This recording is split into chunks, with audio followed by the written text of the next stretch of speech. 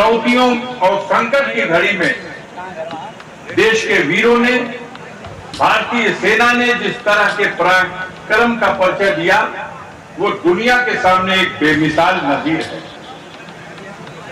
स्वतंत्रता के साथ ही साथ 1947 में देश आजाद हुआ, लेकिन एक आजाद भारत सुरक्षित कैसे रहे,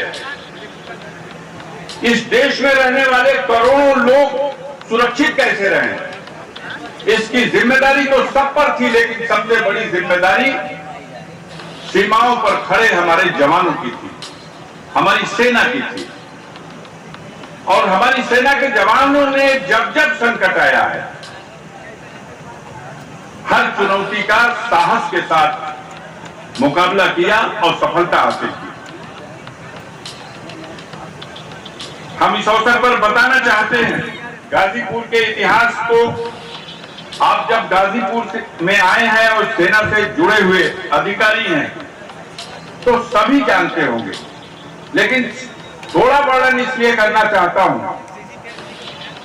कि 1947 में जब सबसे पहले आजादी के तुरंत बाद कबायलियों की मदद से पाकिस्तान की सेना कश्मीर में घुसपैठ करने में सफल हुई, तो उस लड़ाई में भी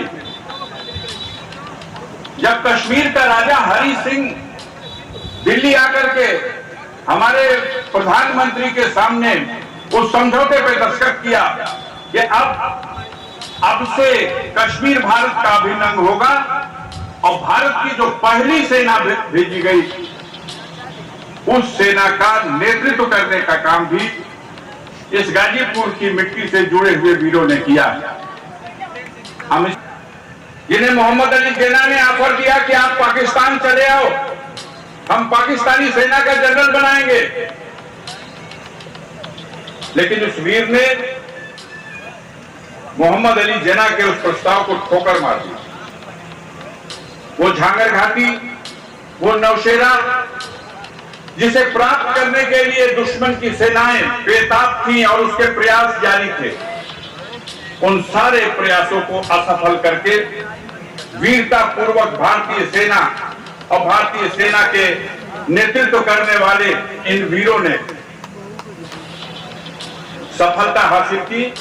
और हमें गर्व होता है आज भी ये बताते हुए कि हम भी उन्हीं के वंशज हैं जो ब्रिगेडियर उस्मान साहब थे, जिन्होंने नौशेरा में अपना सर्वोच्च बलिदान करके जिन्हें मरणोपरांत महावीर चक्र की उपाधि मिली।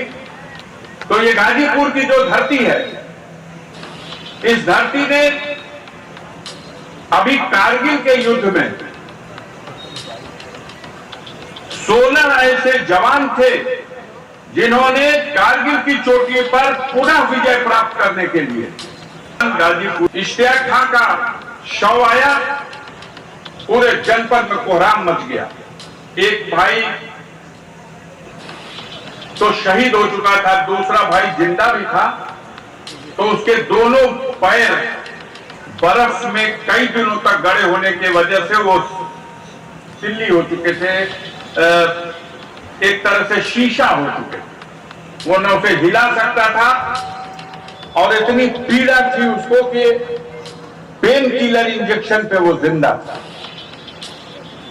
राम दुलार यादव, जयप्रकाश यादव, कमलेश सिंह, अनेकों वो वीर जिन्होंने फिर से कारगिल की चोटी पर विजय प्राप्त करने के लिए अपने पराक्रम का परिचय दिया और अपना बलिदान दिया।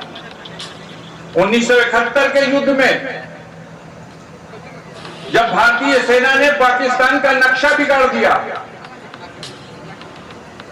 उसे दो टुकड़ा कर दिया, एक नए राष्ट्र बांग्लादेश का उदय हुआ, उस युद्ध में भी गाजीपुर का गौरवशाली इतिहास है, यहां के वीरों ने बलिदान दिया।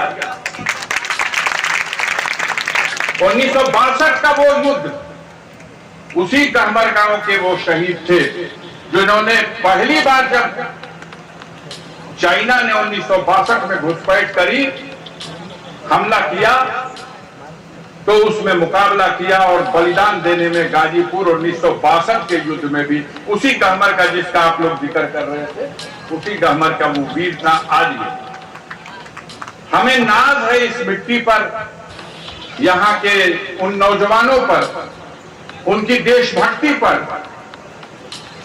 जो भारतीय सेना में अपने पराक्रम से हमेशा ये साबित करते रहे कि गाजीपुर एक बलिदानी धरती है, जिसने जहां एक तरफ हम बड़े सम्मान के साथ ये इतिहास अपने मेजर जनरल साहब को बताना चाहते हैं कि भारत स्वतंत्र हुआ 15 अगस्त 1947 को, लेकिन ये गाजीपुर और बलिया की धरती 5 वर्ष पूर्व 18 अगस्त 1942 को आजाद हो गई थी। 13 दिनों तक ब्रिटिश हुकूमत का झंडा उतार करके जला दिया गया और चिट्टू पांडे को डिक्टेटर कलेक्टर बना करके बैठा दिया गया। 14वें दिन ब्रिटिश सेना जब नदी के रास्ते से आई, तब उसने नियंत्रण पाया और मोहम्मदाबाद तहसील पर ब्रिटिश हुकूमत में गोली चलाई गई। शिवपूजन राय के नेतृत्व में 8 लोग वहां शहीद हुए, बैरिया में लोग शहीद हुए। 13 दिन तक 1942 में 18 अगस्त के बाद ये क्षेत्र, ये इलाका अपने आप को स्वतंत्र घोषित कर चुका था।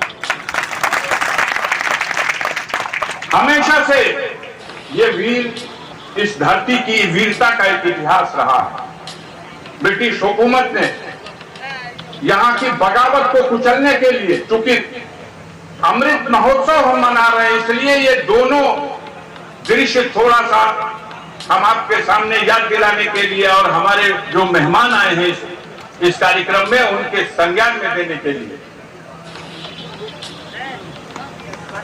दोनों दृश्य, आजादी की लड़ाई में क्या भूमिका रही जनपद की, और बाद में आजाद भारत की सीमाओं पर बलिदान देने के सवाल पर क्या भूमिका रही है गाजीपुर के जवानों की, इस सवाल पर एक गौरवशाली इतिहास रहा है और आज भी है।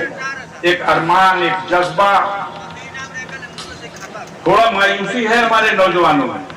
भारत माता की, भारत माता की। एक थोड़ी सी मायूसी है, इसे अन्यथा न लीजिएगा। देश में लोकतंत्र की व्यवस्था है और अपनी विचारधारा है। हर साल भर्ती होती थी, कई सालों से सेना की भर्ती नहीं हुई। अब भर्ती होने वाली है, लेकिन अग्निवीर की भर्ती होगी। इससे हमारे जवानों में थोड़ा सा, जो गाजीपुर के वीरों में वो जो जज्बा था, उसमें थोड़ा मायूसी दिखी। कुछ लोग घबराए, लेकिन ये फैसला सेना का नहीं, ये सरकार का फैसला है। इस फैसले को लेके बहुत से लोग सड़कों पर आए। समझाया है समाज के बुद्धिजीवियों ने कि इसका कोई फायदा नहीं है, आप अपना रिकॉर्ड ना खराब कराओ, चलो अग्निवीर के लिए ही सही, 4 ही साल के लिए ही सही, वतन पर मर मिटने के जज्बे से फिर गाजीपुर के नौजवान आज सड़कों पर दौड़ रहे हैं, कसरत कर रहे हैं, मेहनत कर रहे हैं। 4 साल तो तैयारी में लग जाता है।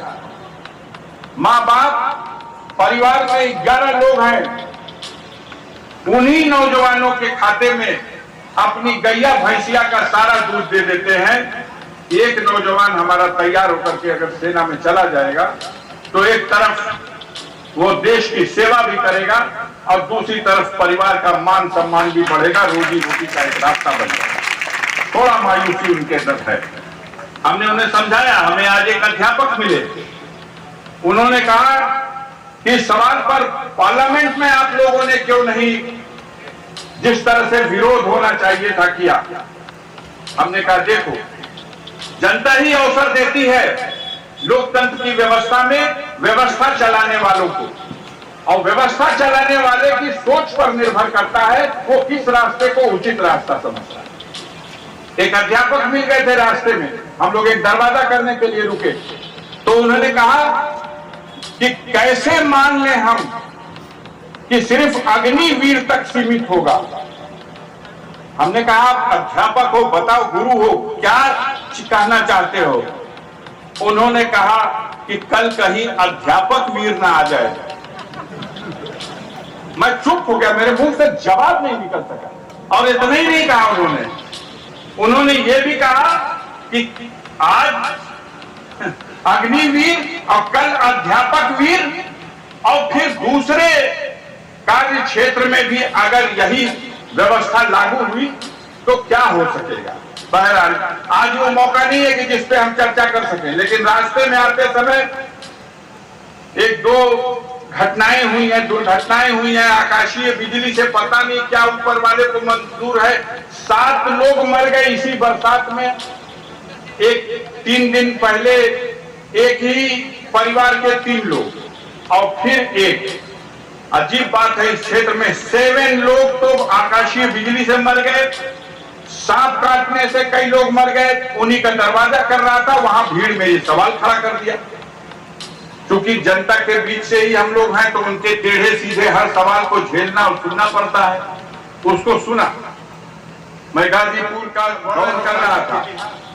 अपने देश के, अपनी मातृभूमि के प्रति जो जज्बा इस जनपद के लोगों में है, और जो इस जनपद का कुछ भूगोल इस तरह का है, जो इनका कद और जो काठी है वो सेना के लिए भी बहुत ही फिट होती है।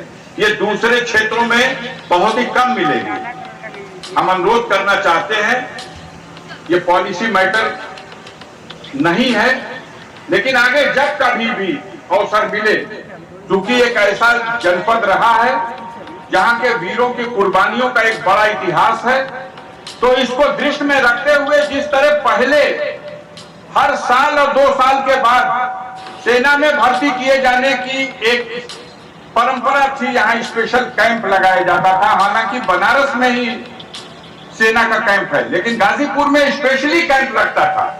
कई सालों से बंद पड़ा है। हमारे नौजवानों में बड़ी मायूसी है। अग्निवीर की ही हैसियत से सही, लेकिन मेरा अनुरोध है कि गाजीपुर में अगर आगे सेना में, भारतीय सेना में भर्ती का कोई दरवाजा खोला जाए, तो वो दरवाजा गाजीपुर में भी खोला जाए और सबसे पहले खोला जाए। हम यहाँ के नौजवानों की तरफ से विश्वास दिलाते हैं कि ये जो सीमा पे छेड़छाड़ हो रही है, ये जो चीन के लोग भारतीय सीमा पर शरारत पर आमादा हैं, वैसे तो भारतीय सेना की हर यूनिट बहादुर है, हर जवान बहादुर है, लेकिन अगर उस छेड़छाड़ का माकूल मुकाबला करना है तो गाजीपुर के लोग जिस यूनिट में हो, उस यूनिट को भी लगा दीजिए। उन चाइना के सिपाहियों को, उनके सैनिकों को माकूल जवाब गाजीपुर के सैनिक देंगे। हम बड़े आभारी हैं। अधिकारीगण को और भी काम होगा, कहीं जाना होगा, इसलिए और ज्यादा कुछ इस अवसर पर बोलना उचित नहीं समझते। विषयांतर भी होने का खतरा बना रहता है। इसलिए आप सबको बहुत धन्यवाद और बधाई इस बात के लिए। इस कार्यक्रम को अभी पिछले सालों की तुलना में ये 25% भी नहीं है। भीड़ के मामले में यही वो कार्यक्रम था जनपद का, जिस दिन यहां से सड़क तक पैदल चलने के अलावा कोई गाड़ी नहीं चल पाती। आपने इस 2 साल के ब्रेक होने के बाद इस कार्यक्रम को फिर से शुरू किया। इसके लिए परिवार के लोगों को और यहाँ के जो जागरूक लोग हैं सबको बहुत धन्यवाद। ये जमील साहब भी बीच में कोई कोरोना, सबसे बड़ी चीज थी कोरोना, उसके वजह से ये प्रभावित रहा। इस साल शुरू हुआ। हम अपने सेना के अधिकारियों के भी बहुत बहुत आभार प्रकट करते हैं, बड़ा सम्मान उनका करते हैं। गाजीपुर की जनता की तरफ से जरा जोरदार ताली हर आदमी ऊपर हाथ उठा करके बजाइए, सम्मानित कीजिए सेना के इन अधिकारियों को। ये कितना कीमती समय निकालकर, ठीक है कि इन्हीं के बीच का वो बहादुर जवान था, ठीक है कि इन्हें भी गौरव महसूस होगा कि हमारे बीच के जवान ने एक ऐसा काम किया जिसके वजह से हमारी और हमारी सेना की बहादुरी के आज चर्चे हो रहे हैं। तो ऐसे लोगों का जोरदार स्वागत होना चाहिए। और मैं चाहूंगा कि कभी अगर मौका मिले तो गाजीपुर से अग्निवीर ही सही, हम उस कतार में भी हमारे नौजवान अपनी छाती और काठी नपवाने के लिए तैयार हैं।